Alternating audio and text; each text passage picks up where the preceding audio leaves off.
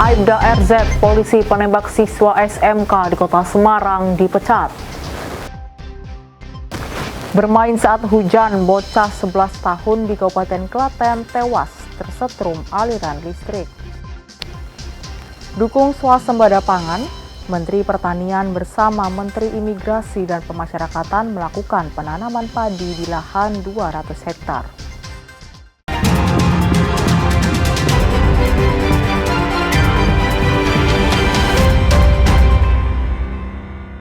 Saudara, apa kabar Anda? Selain 3 informasi tadi, sejumlah informasi menarik lainnya akan kami hadirkan untuk melengkapi Kompas Jateng hari ini. Selama 30 menit ke depan, Kompas Jateng menyajikan informasi independen dan terpercaya seputar Semarang, Jawa Tengah, dan Yogyakarta. Bersama saya, Novelia Hasanah.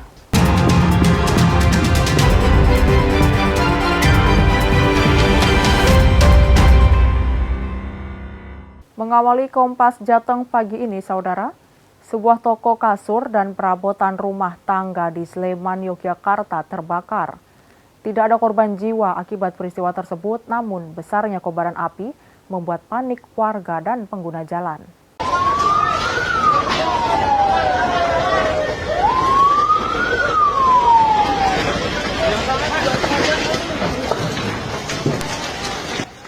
Toko perabotan yang menjual kasur dan beragam peralatan rumah tangga di Jalan Nologaten, Sleman, Yogyakarta terbakar.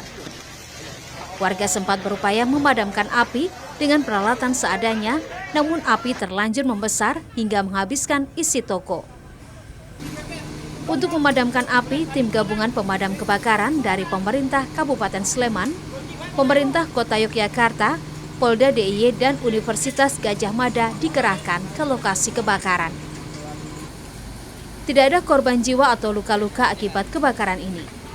Aparat polisi belum bisa memastikan sumber api karena masih dalam proses penyelidikan. Michael Aryawan, Kompas TV, Sleman, Yogyakarta. Kita beralih ke sorotan lainnya, saudara. Aibda RZ, anggota polisi yang menembak siswa SMK hingga tewas di Kota Semarang, dipecat dalam sidang etik yang digelar di Mapolda, Jawa Tengah. Anggota Polrestabes Semarang ini juga ditetapkan sebagai tersangka usai dilakukan gelar perkara. Sidang etik yang berlangsung kurang lebih 8 jam akhirnya diputuskan dan menetapkan, memecat dan menetapkan Aibda RZ sebagai tersangka kasus penembakan siswa SMK di Kota Semarang. Menurut Kabitumas Polda Jawa Tengah, atas putusan sidang etik tersebut, Aibda RZ akan melakukan banding. Dan putusannya adalah Aibda R selaku terduga pelanggar ini mendapat putusan PTDH, yaitu pemberhentian tidak dengan hormat. Untuk tadi disampaikan beliau akan banding. Jadi untuk banding, beliau diberi kesempatan 3 hari untuk mengajukan kepada ketua sidang. Sementara itu, ayah korban yang ikut menyaksikan hasil putusan sidang mengaku sangat berterima kasih kepada pimpinan sidang dengan keputusan hasil sidang PTDH kepada pelaku penembakan. Ya, manusiawi ya Mbak, jengkel itu manusiawi Mbak. Kalau orang ketemu yang meninggal, yang membunuh anak saya itu wajar kalau saya marah sekali ya Mbak ya. Apakah ada permintaan maaf dari Aibda Robi saat bertemu? Tidak ada Mbak. Tidak ada sama sekali. Dia tidak ngomong sesuatu ke Bapak? Tidak ada ngomong sama sekali. Pak Andi, tanggapannya terhadap putusan tadi? Puas Mas dengan pemberhentian tidak hormat yang dilakukan kepada tersangka. Saya sangat senang. Harapannya tadi kan mengajukan banding ya Pak, harapannya tetap ditolak ya Pak, banding yang diajukan? Harapannya ditolak Mbak. Selanjutnya, sidang etik terhadap Aibda RZ akan kembali dilanjutkan dengan agenda banding. Heri Widodo, Kompas TV, Semarang, Jawa Tengah. Yang juga menjadi sorotan pagi ini, saudara, gara-gara sopir belum mahir mengemudi, sebuah minibus terguling di areal pesawahan di Kabupaten Boyolali, Jawa Tengah.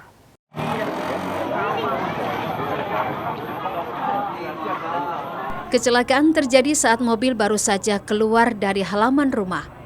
Pengemudi mobil mengaku belum mahir mengemudi karena baru 1 minggu belajar setir mobil. Saat jalan berbelok, mobil justru melaju lurus dan melompati talut jalan sehingga terperosok hingga terguling di areal persawahan di Desa Denggungan, Kecamatan Banyudono, Kabupaten Boyolali, Jawa Tengah. Pengemudi dan putrinya yang berada di dalam mobil berhasil menyelamatkan diri melalui pintu belakang tanpa mengalami luka. Mobil yang terperosok lalu dipindahkan kembali ke jalan dengan menggunakan truk crane. Ya, banting setirnya kurang cepat ya, jadi langsung mobilnya mau udah berhenti. Ini udah ke sawah, jadi makanya nggak imbang. Anak saya lewat pintu kedua. Akibat kejadian ini, sejumlah bagian bodi mobil mengalami kerusakan. Nicholas Irawan, Kompas TV, Boyolali, Jawa Tengah. Bermain saat hujan, bocah 11 tahun di Kabupaten Klaten tewas tersetrum aliran listrik. Nantikan informasinya usai jeda.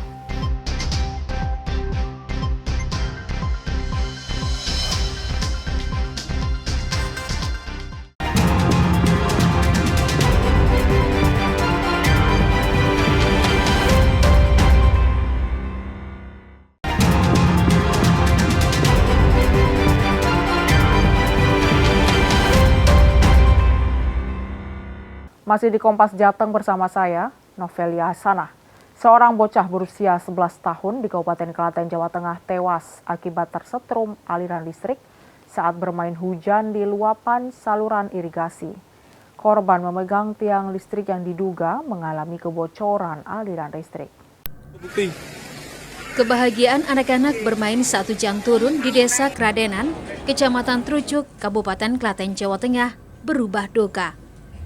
Musibah bermula ketika seorang bocah berusia 11 tahun bersama 4 temannya bermain di bawah derai hujan dan luapan saluran irigasi yang merendam jalan desa.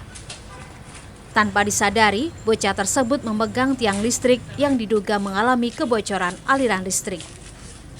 Sesaat setelah kejadian, teman-teman korban berusaha mencari pertolongan dan kabel listrik yang terhubung dipotong. Korban pun segera dibawa ke rumah sakit, namun nyawanya tidak tertolong. Terjadi musibah tersengat listrik, anak sebentar bermain, salah satunya memegang tiang listrik yang tersengat, dan untuk pengamanannya kemudian dimatikan itu saluran listriknya. Untuk himbauan untuk RT RW untuk mengecek tiang listriknya, bila ada hal-hal yang kurang melaporkan ke berwenang. Kemudian himbauan untuk anak-anak jangan bermain saat hujan, dan dari pihak keluarga sudah menerima musibah tersengat. Demikian. Polisi mengimbau warga terutama anak-anak agar tidak bermain di luar rumah saat hujan. Pemeriksaan kondisi tiang listrik secara berkala juga penting untuk menghindari kejadian serupa di masa depan. Nani Estuti, Kompas TV, Klaten, Jawa Tengah. Informasi lainnya, Saudara. Jumlah pasien demam berdarah di RSUD Dr. Sutrasno, Kabupaten Rembang, Jawa Tengah meningkat dengan 10 kasus di awal bulan Desember. Pasien didominasi balita dan anak-anak. Peningkatan kasus demam berdarah di RSUD Sutrasno, Kabupaten Rembang terjadi sejak sepekan terakhir. Rumah sakit pun menambah kapasitas ruangan khusus anak untuk mengantisipasi jumlah pasien bertambah. Dari bulan September kemarin satu bulan ada 24 kasus, kemudian meningkat pada bulan Oktober menjadi 46, dan bulan November 49. Mulai ada peningkatan, tapi tidak meningkat begitu signifikan, dan semua pasien yang masuk rumah sakit alhamdulillah bisa tertangani dengan baik. Gejalanya tuh pertama tuh demam, terus ngeluh mual-mual gitu kan. Kalau malam tuh nggak bisa tidur gitu. Kemarin itu Pak. Habis itu tak bawa ke puskesmas, ternyata kena DB itu. Sepanjang bulan Oktober lalu, jumlah pasien demam berdarah di RSUD Sutrasno, Kabupaten Rembang mencapai 46 kasus, sementara di bulan November 49 kasus. Pihak RSUD Sutrasno memastikan meski mengalami lonjakan, seluruh pasien dapat terlayani dengan baik. Mega Nanda, Kompas TV, Rembang, Jawa Tengah. Kita bergeser ke Solo, Saudara. Presiden ke-7 Republik Indonesia, Joko Widodo membeberkan soal pertemuannya dengan Presiden Prabowo Subianto di Kartanegara. Jokowi menyebut pertemuan hanya untuk makan malam. Presiden ke-7 Republik Indonesia Joko Widodo menyatakan pertemuan dengan Presiden Prabowo Subianto di Kartanegara pada Sabtu lalu adalah untuk makan malam bersama. Ditanya soal adanya tawaran partai politik untuk bergabung, Jokowi menegaskan masih belum memutuskan apakah akan masuk partai politik selain PDI Perjuangan atau tidak. Berapa sama Pak Prabowo? Silaturahmi biasa. Pas saya di Jakarta, kasih Bang. Kemudian beliau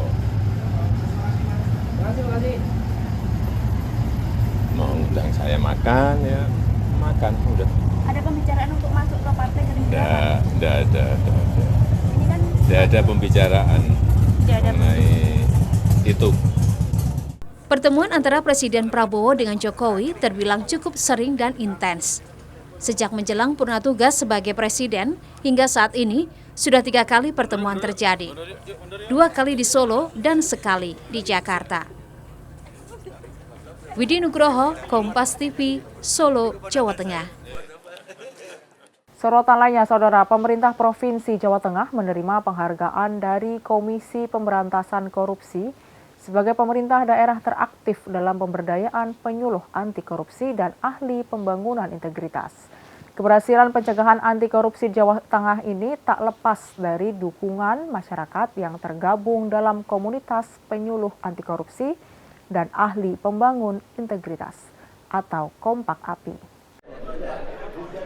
Penghargaan sebagai pemerintah teraktif dalam pemberdayaan penyuluh anti korupsi dan ahli pembangunan integritas diterima langsung oleh PJ Gubernur Jawa Tengah Nana Sujana pada acara peringatan Hari Anti Korupsi Sedunia 2024 di Gedung Merah Putih KPK, Jakarta pada Senin kemarin.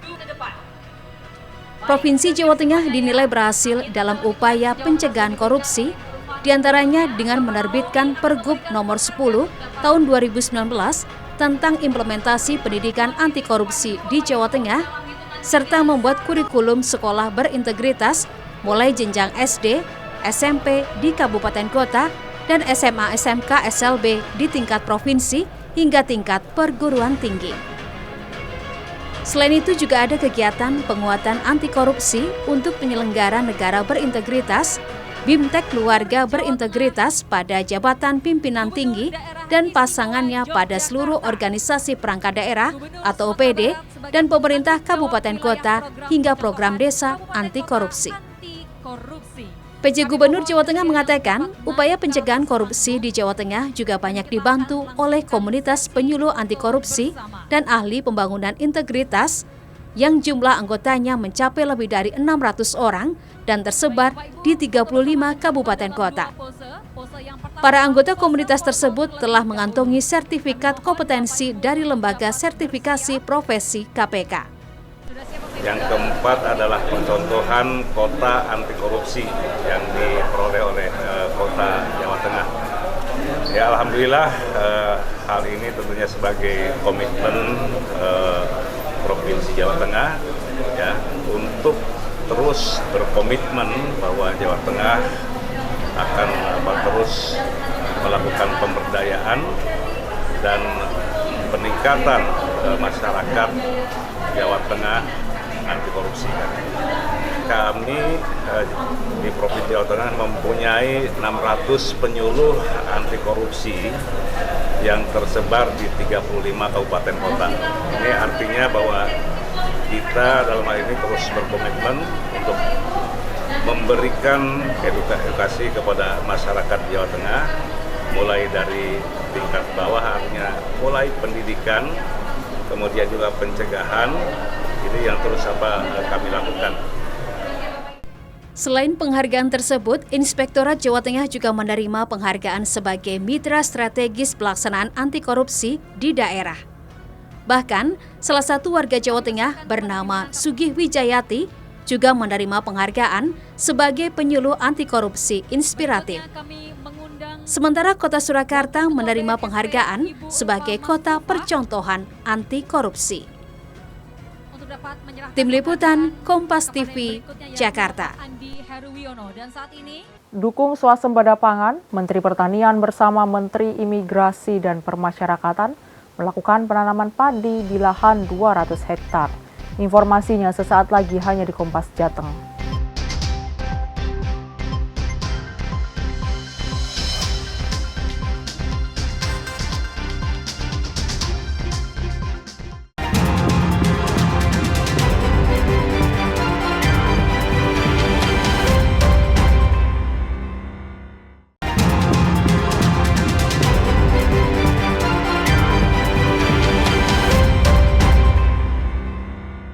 Terima kasih masih di Kompas Jateng bersama saya, Novelia Hasanah.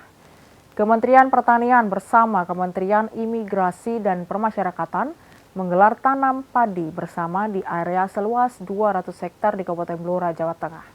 Kegiatan lintas sektoral ini dilakukan untuk mewujudkan program swasembada pangan nasional. Kegiatan tanam padi dua kementerian ini dilakukan di area persawahan Desa Kentong, Kecamatan Cepu, Kabupaten Blora, Jawa Tengah.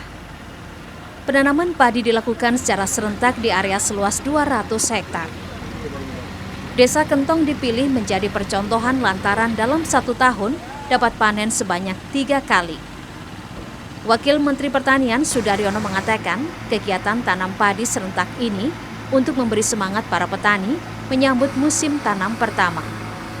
Kementerian Pertanian mencatat terjadi peningkatan luas tanam yang cukup signifikan di bulan November hingga awal Desember 2024. Untuk menyemangati petani untuk nanam di musim tanam 1 ini, di MT1, alhamdulillah cuaca bagus, sekarang sudah hujan, dan pantauan kita di Kementerian Pertanian, luas tanam kita per bulan dari mulai November sampai dengan Desember ini meningkat cukup signifikan. Jadi kunjungan kami beserta kami mendampingi Pak Menteri Impas, Pak Jenderal Polisi Agus Andrianto adalah untuk kita memastikan bahwa lintas sektoral, lintas kementerian semua sinergi, semua satu suara, satu visi untuk mensukseskan swasembada pangan sebagaimana misi dan visi dari Presiden Prabowo Subianto. Kementerian Pertanian memastikan seluruh lintas sektoral mendukung program swasembada pangan nasional yang telah dicanangkan oleh Presiden Prabowo Subianto. Dalam kegiatan ini juga dilakukan penyerahan alat pertanian berupa traktor dan mesin diesel penyedot air. Megananda, Kompas TV, Blora, Jawa Tengah.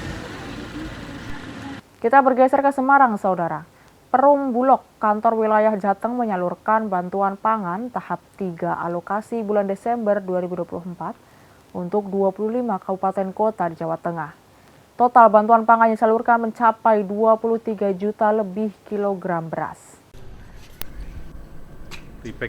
Sebanyak 23.559.660 kilogram beras dibagikan kepada 2.355.966 penerima bantuan pangan di 25 kabupaten kota yang tersebar di seluruh Jawa Tengah, di mana masing-masing penerima bantuan pangan mendapatkan 10 kilogram. Tujuannya untuk mengurangi beban pengeluaran penerima bantuan pangan, mengentaskan kemiskinan, menangani kerawanan pangan, menanggulangi kekurangan pangan dan gizi, menurunkan stunting, bisa mengendalikan harga maupun inflasi, serta melindungi produsen dan konsumen sekaligus. Perum Bulog Jawa Tengah berkoordinasi dengan pihak terkait untuk mendistribusikan bantuan pangan Desember ini ke seluruh penerima bantuan pangan di wilayah kerja Kanwil Bulog Jawa Tengah, yakni 25 kabupaten kota. Bulog berharap penyaluran bantuan ini bisa selesai pada minggu kedua bulan Desember. Diharapkan bantuan ini bisa membantu masyarakat di tengah harga beras yang stabil tinggi. Untuk mendistribusikan bantuan pangan alokasi Desember 2024 ini kepada seluruh penerima bantuan pangan di wilayah kerja Kanwil Jawa Tengah yang meliputi 25 kabupaten kota. Kebetulan yang Karesidenan Banyumas dengan Magelang itu masuk ke wilayah Kanwil Yogyakarta. Nah, untuk pagu atau plafon penyaluran pangan alokasi Desember sebanyak kurang lebih 23.559.660 kg. Nah, ini yang akan kita bagi kepada 2.355.966 penerima bantuan pangan. Dengan masing-masing nanti penerima bantuan pangan memperoleh 10 kg. Selain itu, penyaluran bantuan pangan ini juga bisa menekan bahkan menurunkan harga beras, apalagi menjelang panen raya bulan Januari hingga Maret. Prahayuda Febrianto, Kompas TV, Semarang, Jawa Tengah. Sementara itu, Perum Bulog Cabang Semarang menyalurkan bantuan pangan tahap 3 yang merupakan alokasi bulan Desember 2024 sebanyak 5.556 ton beras di wilayah kerjanya di 6 kabupaten kota. Pemimpin Cabang Bulog Semarang, Randy Ardiansyah, mengatakan saat ini pihaknya tengah menyalurkan bantuan pangan alokasi Desember 2024 untuk seluruh kabupaten kota di bawah Bulog Cabang Semarang yang meliputi Kota Semarang, Kabupaten Semarang, Kabupaten Kendal, Kabupaten Demak, Kabupaten Grobogan, dan Kota Salatiga. Penyaluran bantuan pangan sudah mulai didistribusikan di minggu pertama Desember dan ditargetkan sudah selesai tersalur semuanya di masyarakat pada minggu kedua. Untuk penerima bantuan pangan Kota Semarang sebanyak 56.319 orang dan total penerima bantuan pangan di wilayah kerjanya di 6 kabupaten kota sebanyak 556.677 orang. Setiap penerima bantuan pangan memperoleh 10 kg beras. Penyaluran bantuan pangan ini merupakan program pemerintah untuk mengurangi beban ekonomi masyarakat. Selain itu juga sebagai upaya dalam menjaga stabilitas harga pangan, terutama menjelang Hari Natal dan Tahun Baru 2025. Sebelumnya, Bulog Semarang sudah melaksanakan bantuan pangan untuk tahun 2024. Bantuan pangan diberikan dalam 3 tahap. Untuk penyaluran tahap pertama dilaksanakan pada bulan Januari, Februari, dan Maret 2024. Tahap kedua dilaksanakan pada bulan April, Mei, dan Juni. Dan tahap ketiga dilaksanakan pada bulan Agustus, Oktober, dan Desember 2024. Jadi Perum Bulog Kantor Cabang Semarang sudah mulai menyalurkan beras bantuan pangan tahap ketiga alokasi Desember. Jumlah kuantum yang disalurkan Perum Bulog Kantor Cabang Semarang untuk 6 kota dan kabupaten yakni sebesar 5.556 ton sekian. Rencana penyaluran yakni di pekan 1 dan pekan 2 Desember, jadi kita harapkan pekan depan sudah selesai salur semuanya. Perum Bulog Cabang Semarang juga memastikan ketersediaan beras di wilayahnya aman untuk menyambut Natal 2024 dan Tahun Baru 2025. Untuk stok beras saat ini berjumlah 28.000 ton, dipastikan aman hingga Februari hingga Maret 2025 atau sampai masa musim panen pertama tahun depan, sehingga masyarakat tidak perlu khawatir. Senat Puji, Kompas TV, Semarang, Jawa Tengah. Informasi tadi sekaligus mengakhiri Kompas Jateng hari ini. Saya Novelia Hasanah, mewakili kerabat kerja yang bertugas mengucapkan terima kasih atas perhatian Anda. Selamat mengikuti acara kami selanjutnya. Kompas TV, independen, terpercaya. Sampai jumpa.